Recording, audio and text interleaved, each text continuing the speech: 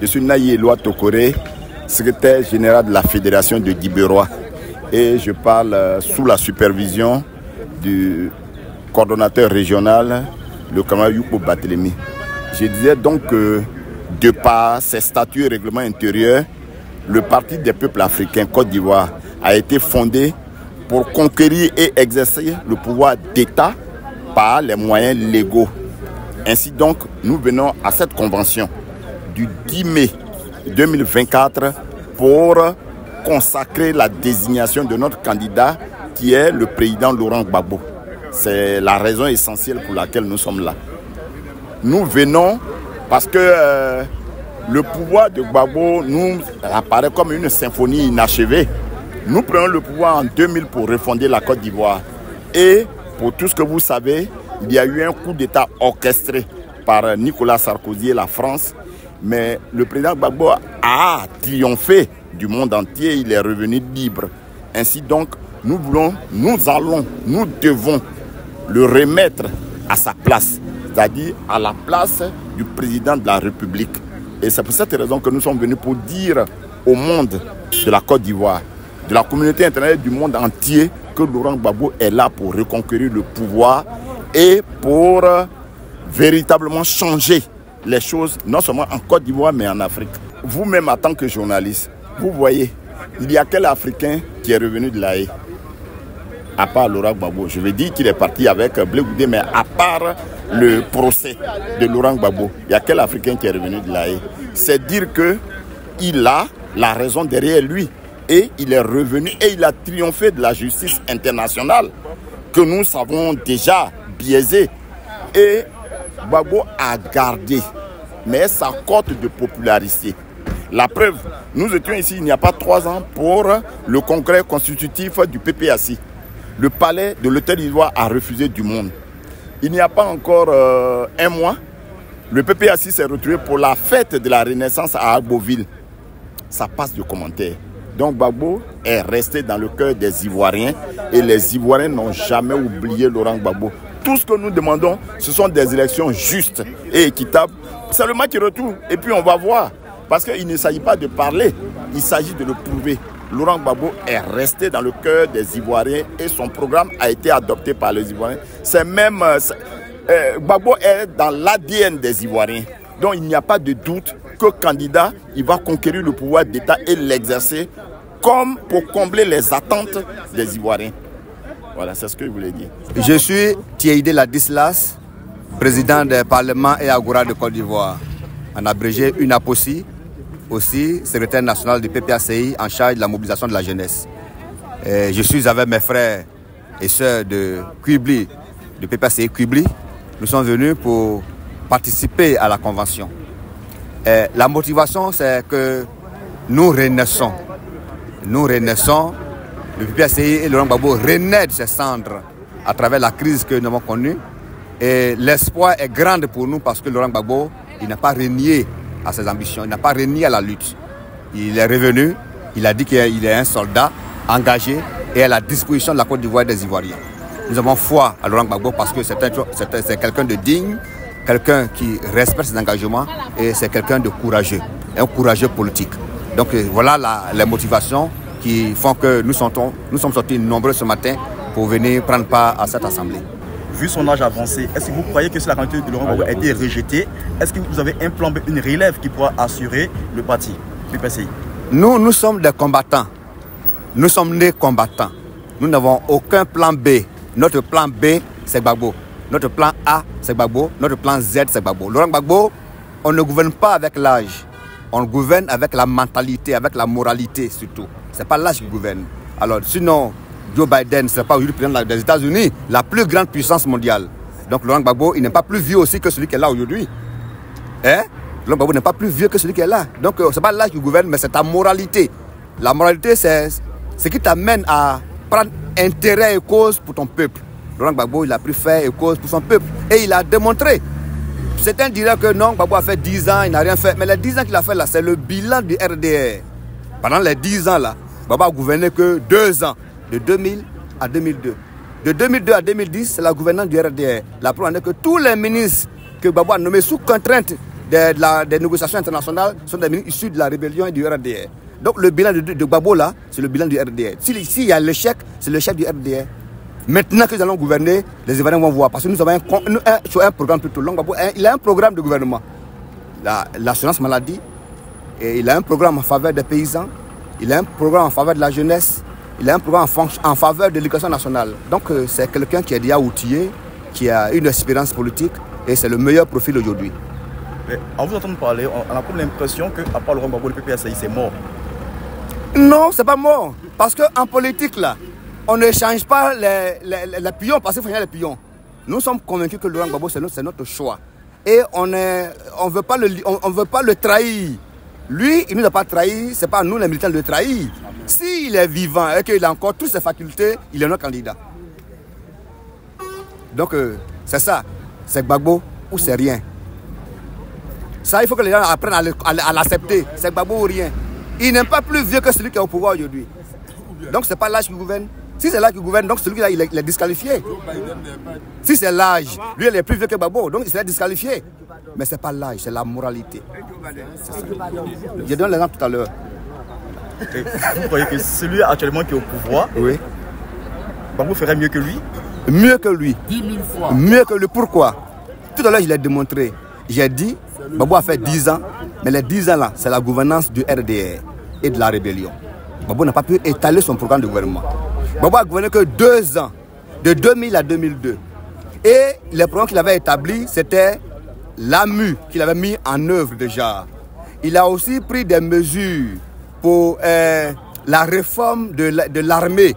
La loi de la réforme de l'armée a été votée au Parlement. Il a, dans son programme, élaboré, sinon fait la construction de l'autoroute d'Abidjan et d'Abidjan à Yamoussoukro. Il a fait l'extension du port. Donc il avait un programme vaste pour les Ivoiriens. Et la rébellion est venue stopper. Ils ont eu tous les premiers ministres qu'il fallait avoir. Le premier ministre de la rébellion, à l'époque, il y avait d'abord Serou Diarra. Après Serou Diarra, de 2002 à 2005. De 2005 à 2007, c'est Bani. De 2007 à 2010, c'est Soro Guillaume. Donc Gbagbo n'a pas gouverné. Donc s'il y a eu échec pendant les 10 ans, c'est l'échec, c'est le programme, c'est le bilan du RDR. Parce que la rébellion, là, c'est le RDR déguisé. Il dit toujours qu'un serpent qui change de peau, c'est le même serpent. Donc le RDR, devenir MPCI, devenir MJP, devenir RADP, c'est le même serpent. Donc le bilan, s'il y a un échec, l'échec là, c'est l'échec, c'est le bilan du RDR. Maintenant que nous allons prendre le pouvoir très bientôt, ça je vous donne l'assurance, nous allons prendre le pouvoir très bientôt. Donc nous donnons rendez-vous à tous les Ivoiriens en 2025. C'est une assurance qui vous donne. Le pouvoir, on va le prendre. Mais on ne fera pas de récrimination. On ne fera pas de remise de compte. Nous allons prendre le pouvoir pour réconcilier tous les Ivoiriens. Tous les Ivoiriens. Voilà. Je suis Denis Yaïpa, secrétaire général de l'inspection du PPACI. Et nous sommes là ce matin parce que vous le savez très bien qu'au cours d'un secrétariat général, nous avons désigné un comité central, nous avons désigné le président Gbagbo comme notre candidat qui a bien voulu accepter. Et ce jour est le jour de son plébiscite. C'est-à-dire nous avons décidé de venir l'investir pour les élections de 2025. Parce que nous le savons très bien, le président Laurent Gbagbo avait commencé une mission qui n'a pas pu achever. Mais divinement, s'il est revenu, c'est que la mission doit être terminée. Donc nous sommes venus l'investir et nous sommes convaincus que l'année prochaine, en 2025, le président Gbagbo reprendra son pouvoir tranquillement. Mais pour le bien-être du peuple ivoirien. Vous le savez aujourd'hui, vous-même regardez un peu, le coût de la vie est devenu excessif. Les Ivoiriens ne vivent plus. C'est dur. Mais quand on est un homme de gauche, comme l'est le président Laurent Gbagbo, le plan qu'il a pour la Côte d'Ivoire, le plan qu'il a pour les Ivoiriens eux-mêmes, ils le savent. C'est pour ça qu'il a l'habitude de dire « Je connais les Ivoiriens et les Ivoiriens me connaissent ». Nous sommes venus, vous-même, vous avez constaté l'engouement. Le PPACI et tous les militants, depuis là-haut jusqu'aux plus petits militants, se sont déplacés parce que chacun ne veut pas manquer un seul instant de cet événement. C'est un événement historique. Du retour du président Laurent Gbagbo, son parti va l'investir pour les prochaines élections. Personne ne veut manquer à cet événement. Donc voilà un peu les raisons de notre présence ce matin. Là, vous voyez qu'il est encore tôt, mais c'est pratiquement déjà rempli. Hein. Donc c'est pour vous dire que nous sommes là ce matin. Maintenant, en ce qui concerne les perspectives, bon, il n'y a pas de perspective. Tout ce que nous attendons dans le sens de la paix, que la liste électorale soit révisée et que ceux qui n'ont pas droit à être sur cette liste n'y soient pas, mais ceux qui ont droit y soient, y compris le président Laurent Gbagbo. Parce que le président Laurent Gbagbo est un homme de paix, foncièrement un homme de paix. On nous a dit que le président Laurent Gbagbo, s'il rentre en Côte d'Ivoire, ce sera le déluge, ce sera vraiment la catastrophe. Laurent Gbagbo est venu, depuis qu'il est arrivé, nous ne faisons que prôner la paix. Donc, mettre son nom sur la liste électorale, être candidat, ne va pas entacher la paix en Côte d'Ivoire. Et notre souhait, c'est que ceux qui nous dirigent comprennent que nous avons tellement souffert et que la Côte d'Ivoire a besoin de regarder, d'aller vers un horizon de développement. Et cet horizon de développement-là, c'est avec tous ses fils. Tous ses fils. Voilà un peu le message que je voulais passer, le cri de cœur que je voulais lancer, parce que les Ivoiriens n'attendent que ça. Les Ivoiriens ont trop souffert. Et on a besoin désormais de construire notre pays, mais dans la paix. En vous entendant parler, on a comme l'impression que le régime en place a une mauvaise gestion du pays. Et selon vous, il faut Laurent Gbagbo pour une meilleure gestion du pays. Mes chers frères, ce que je voudrais vous dire, vous savez, quand quelqu'un est à un endroit, à un poste, ce n'est pas parce qu'il fait forcément mal, mais on veut forcément qu'il quitte pour qu'on s'y mette. C'est une histoire de « oh toi là pour que je m'y mette ». Mais quand le président Gbagbo était aux affaires, et quand on fait la comparaison de ceux qui sont aux affaires aujourd'hui, à entendre les différentes déclarations concernant la corruption, la gabegie, concernant la cherté de la vie, toutes ces difficultés-là, mes chers amis, vous-même vous comprenez que ce qu'ils avaient promis au peuple, ils n'ont pas pu le réaliser. Aujourd'hui, quand on dit à un peuple pendant une campagne que non, quand moi je vais arriver, je vais vous octroyer des toits, et qu'on arrive à déguerpir des gens mani minutari dans tous les sens, dans tous les quartiers, sans même tenir compte, disons, de certains aspects qui sont, disons, le pouvoir d'achat de ces personnes-là. Vous pensez que c'est une gestion, vraiment, je vais dire, correcte, ça, d'un pays? Non, je ne pense pas. Parce que quand on gère un pays, c'est avec les hommes, et on le gère aussi pour les hommes. Donc il faut quand même avoir un peu d'humanisme dans ce qu'on fait. Et c'est de ça que nous parlons. Parce qu'un pouvoir, il peut construire autant de biens, autant d'infrastructures qu'il veut, mais si au plan humain, la population ne se ressent pas dedans, ne se retrouve pas dedans, parce que la gestion d'un pays, l'homme est au centre de la gestion d'un pays. On gère pour l'homme, mais si l'homme n'est pas à l'aise, si l'homme ne se sent pas bien, pour qui gérons-nous? Pour qui gérons-nous? Voilà un peu la question. Donc dire que ceux qui sont là, qui gèrent, est-ce qu'ils gèrent? Mais évidemment, ça se sent. Les Ivoiriens ont faim, les Ivoiriens ne mangent pas leur faim. Voilà le coût de l'électricité qui vient d'augmenter. Le loyer, on n'en parle pas. En Côte d'Ivoire, aujourd'hui, on ne peut plus avoir une maison décente. Alors vous appelez ça gérer un pays? Non, la gestion d'un pays, c'est gérer les hommes. Et quand les hommes sont heureux, on dit tout va bien dans le pays. Mais on ne peut pas dire tout va bien parce qu'il y a des ponts, parce qu'il y a des routes. Mais si les gens meurent parce qu'ils ne peuvent pas se soigner convenablement, ils ne peuvent pas manger à leur faim, ils ne peuvent même pas amener leurs enfants à l'école tranquillement, ils ne peuvent pas les éduquer tranquillement. Nous voyons ici les enfants qui s'en vont mourir dans les mers.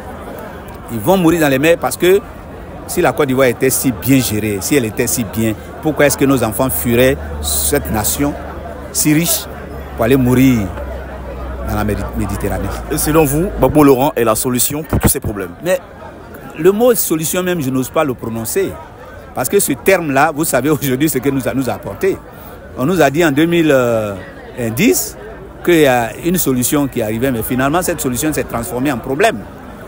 Pour dire simplement que Gbagbo Laurent n'est pas que la solution. Le problème Gbagbo Laurent est c'est-à-dire le vrai règlement des problèmes de la Côte d'Ivoire, c'est le président Laurent Gbagbo. Je le dis pourquoi. Parce que quand quelqu'un vient qu'il dit je vais faire l'assurance maladie universelle, ce qui a été galvaudé aujourd'hui par la fameuse CEMU, quand il vient, il dit l'école gratuite. Mais aujourd'hui, on se retrouve dans les écoles où tout le monde est obligé de payer.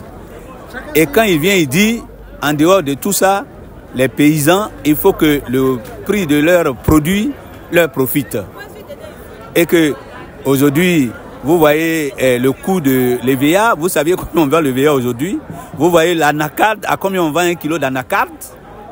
Même le cacao dont on parle, c'est parce que le cacao a été vendu à 5 000 francs au Cameroun qu'on a essayé de faire un effort pour ajouter, pour faire en Côte d'Ivoire ici 1500. Mais je doute bien, fort bien, que dans les villages, les gens achètent le cacao au prix que la Côte d'Ivoire, que l'État ivoirien dit avoir annoncé. Donc, quand on est dans ces situations-là, vous pensez qu'on peut résoudre les problèmes de ces pays, de ce peuple-là? Alors, moi, je dis oui, Gbagbo Laurent peut résoudre les problèmes de la Côte d'Ivoire. Parce que lui, il a eu un plan. À l'époque, il a appelé la refondation. La refondation, ça n'avait pas dit casser la Côte d'Ivoire, mais c'était pour redresser les choses qui n'ont pas bien marché. Et on ne lui a pas laissé le temps. À peine un an qu'ils n'ont même pas laissé le temps de dérouler son programme. Alors aujourd'hui, les gens se sont rendus à l'évidence. Pourquoi est-ce que le terme Gbagbo Kafisa est en train de circuler en Côte d'Ivoire ici?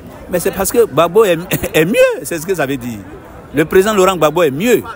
Parce que si on lui aujourd'hui on parle des gens qui ont construit, mais si on avait laissé le président Gbagbo dérouler son programme, je pense que la Côte d'Ivoire se porterait beaucoup mieux qu'elle est aujourd'hui. Moi, je suis convaincu que la seule personne qu'il faut à la Côte d'Ivoire, c'est un homme qui n'est pas affairiste, qui n'est pas engagé dans les projets d'affaires et tout ça, mais qui fait la part belle aux Ivoiriens, sur tous les plans. Des entrepreneurs ivoiriens, on ne veut pas dire qu'on va vivre en autarcie, mais il faut quand même faire la priorité aux nationaux, sur tous les plans. Ce matin, nous sommes là pour la convention qui consiste à montrer haut notre candidat, notre leader, l'homme politique de premier plan de la Côte d'Ivoire. J'ai nommé M. Laurent Gbagbo, sinon j'allais dire son excellence.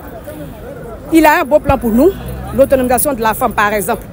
Il a eu le meilleur programme en son temps pour la féminisation de la femme, pour la condition de la femme en Côte d'Ivoire.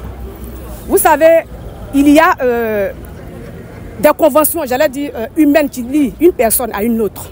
Nous sommes de l'ère Laurent Gbagbo. Depuis mes années estudiantines, juste aujourd'hui, je ne consomme que du Gbagbo. En termes d'adhésion à l'idéologie politique de cet homme, qui n'est pas à démontrer, qui n'est pas à montrer aujourd'hui. Et Dieu aidant, la communauté internationale a même voulu, peut-être d'une manière ou d'une autre. Et puis, l'Éternel a triomphé, Gbagbo a gagné, il a tout gagné, il est rentré dans son pays. Il n'y a pas de raison qu'il ne soit pas candidat. L'inscription de son nom sur la liste électorale est un principe simplement administratif. Voilà, le retour d'un fils chez lui, tout est là, tout est mis en place pour qu'il soit réintégré sur la liste électorale. Je pense que c'est purement, simplement, comme je l'ai dit tantôt, un problème politique, pas politique, même administratif. Donc les autorités, nos excellentes autorités, je pense bien qu'ils verront dans la direction de la population pour apaiser. Voilà, parce que tous, autant que nous sommes des quatre coins de la Côte d'Ivoire croisée du nord au sud, de l'est à l'ouest, passant par le centre, nous appelons tous à l'unisson.